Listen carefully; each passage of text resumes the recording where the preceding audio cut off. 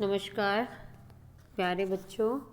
आज मैं आपको अभिज्ञान शाकुंतलम की रस योजना के बारे में बताऊंगी, क्योंकि नाटक में रस का स्थान बहुत ही महत्वपूर्ण माना जाता है और रस के बिना हम किसी भी नाटक में आनंद अनुभव नहीं कर सकते हैं।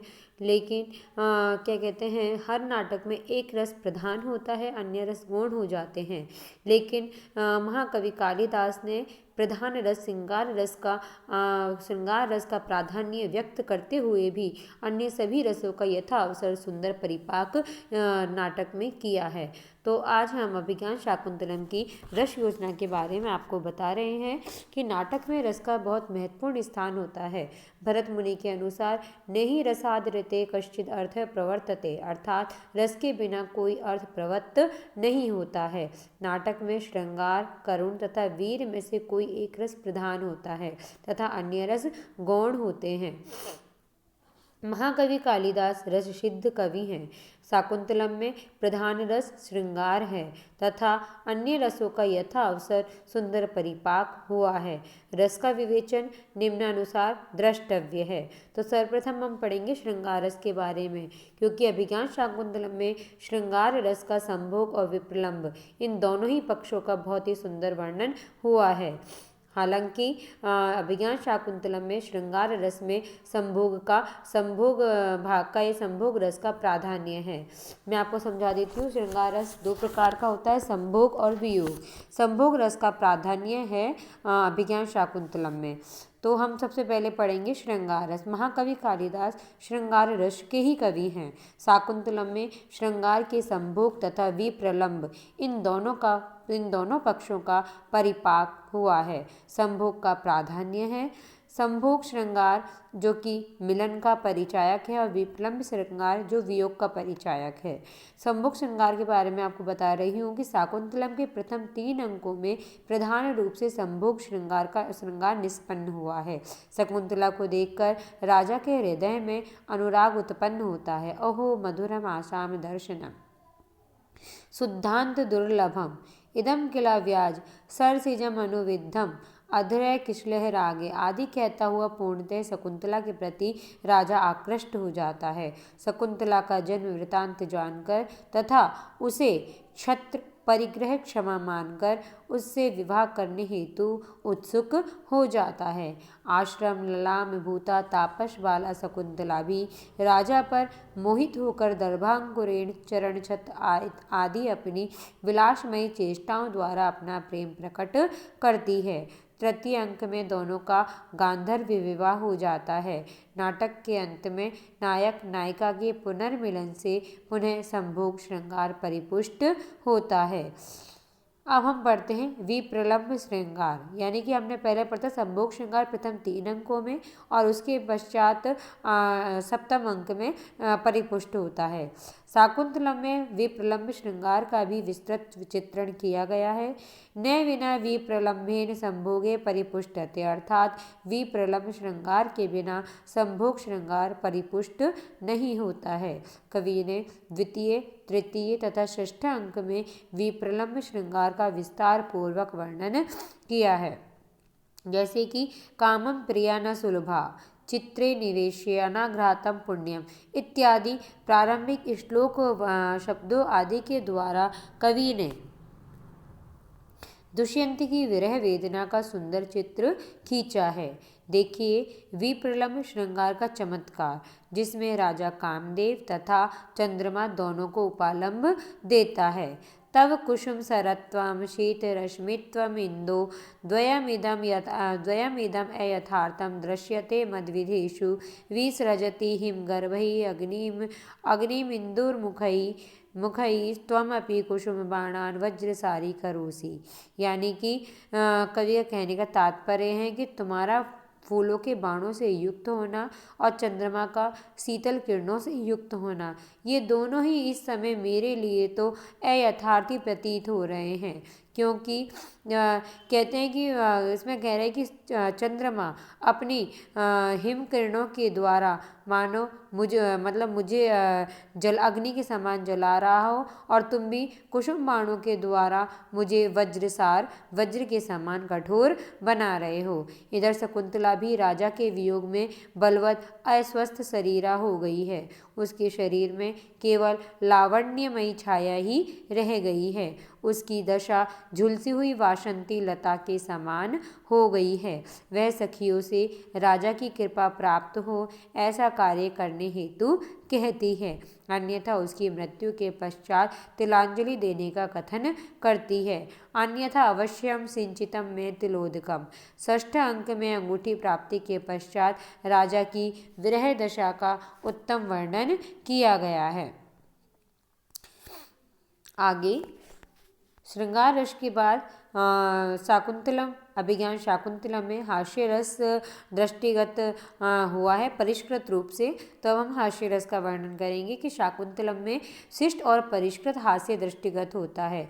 अनुसुईया प्रियंवदा तथा शकुंतला के परस्पर वार्तालाप में हास्य रस अभिव्यक्त हुआ है। हास्य परिपाक का मुख्य श्रेय विदूषक को है। विदूषक अपनी बातों एवं चेष्टाओं द्वारा हास्य उत्पन्न करता है। मृगया यानी कि शिकार से अवकाश चाहते समय अपनी चेष्टाओं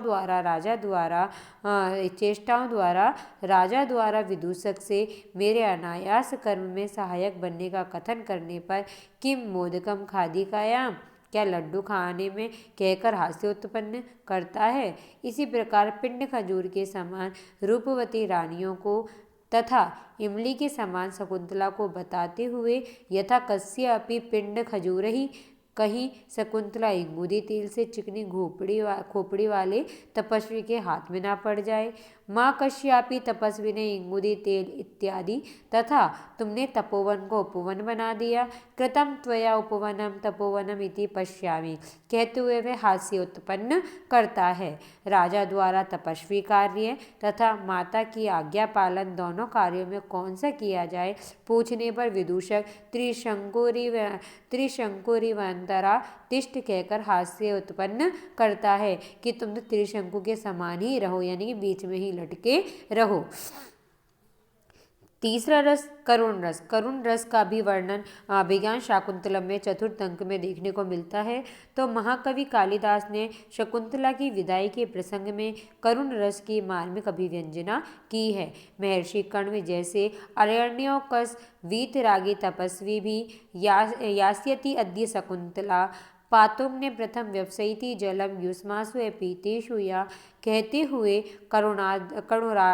करुणाद्र हो जाते हैं। न केवल कण्व एवं सखियां ही शकुंतला के वियोग से दुखी हैं, अपितु संपूर्ण तपोवन शकुंतला के वियोग में दुखी हो गया है।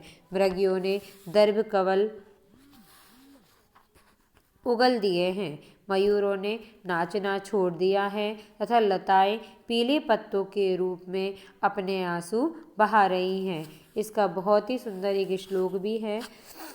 उद्गलित दर्भ कवला मृगये परित्यक्त नर्तना मयूरा उपसरत पांडु पत्रा मुंचती अश्रुणिव लताः। सप्तम अंक में दुष्यंत और शकुंतला का पुनर्मिलन प्रसंग भी अत्यंत कारुणिक है। अगला रस आता है वीर रस। शाकुंतलम में वीर रस भी सांकेतिक रूप में अभिव्यक्त हुआ है।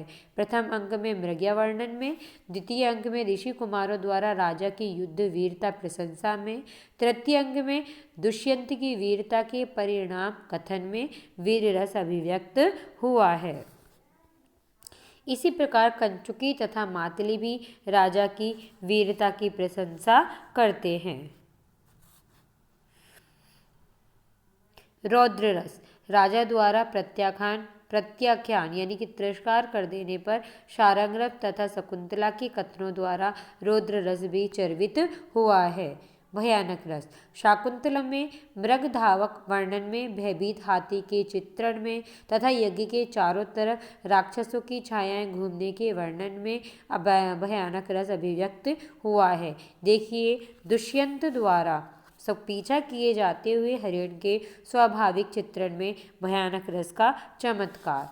ग्रीवा भंगाभिरामं मुहुर्नुपतति स्यन्दने बद्धदृष्टिः पश्चादर्धेन प्रविष्टे सर्पतनभयात् भूयशा पूर्वकायं दर्भैरर्धाविलीढैः संविव्रतमुखभ्रंशिभिः किरीटवर्त्मा पश्योदग्रप्लुत्वाद् प्लुत्वाद वियति बहुतरम स्तोकमूर्व्या प्रयाति। ये भयानक रस का बहुत ही सुंदर उदाहरण है। अगला है अद्भुत रस। अप्सरा द्वारा शकुंतला को उठाकर ले जाने के वर्णन में अद्भुत रस भी प्रयोग हुआ है। शांत रस। कवि ने मारीच ऋषि तथा अन्य तपस्वी तथा उनके आश्रम के वर्णन में शांत रस की चर्वणा की है। राजा को आश्रम में पहुंचकर स्वर्ग से भी अधिक शांति की अनुभूति होती है। अगला रस है वात्सल्य रस। सप्तम अंक में मारीच आश्रम में राजा सर्वदमन को देखकर उसकी तोतली भाषा सुनकर उसे गोदी में उठाने के लिए उत्सुक हो जाता है। आलक्ष्य दंत मुकुलान। इस वर्णन में वात्सल्य रस का परिपाक हुआ है। इस प्रकार हम कह सकते हैं कि अभिज्ञान शाकुंतलम में सभी रसों की अभिव्यंजना हुई है। तो अभिज्ञान शाकुंतलम के बारे में मैं आपको थोड़ा सा और बता देती हूँ कि अभिज्ञान शाकुंतलम में प्रधान रस श्रृंगार रस है। श्रृंगार रस में भी संभोग श्रृंगार रस प्रधान है। हालांकि अभिज्ञान शाकुंतलम में सभी रसों का पूर्ण परिपाक हुआ है, लेकिन जो प्रधान रस है वो श्रृंगार रस है, बाकी रस गौण रस के रूप में है। तो मैंने आपको सभी जितने भी रस है वो उदाहरण सहित मैंने आपको बता दिए हैं। यदि अगर आपको पेपर में पूछा जाए कि अभिज्ञान शाकुंतलम में प्रधान रस कौन सा है, तो तुम्हें श्रृंगार रस लिखना है। यदि श्रृंगार रस ना करके संभोग श्रृंगार और विप्रलम्ब श्रृंगार आए तो तुम्हें संभोग श्रृंगार रस लिखना है। और बाकी अगर अभिज्ञान शाकुंतलम की रस योजना के बारे में आपसे पूछा जाए तो सभी रसों का वर्णन करते हुए प्रधान रूप से श्रृंगार रस को तुम्हें श्रृंगार रस को प्रधानता देते हुए बाकी सभी गौण रसों का वर्णन करना है, जो मैं आपको इस वीडियो में आपको बता चुकी हूँ। आज के लिए इतना ही, बाकी अध्ययन हम अगले नेक्स्ट वीडियो में करेंगे।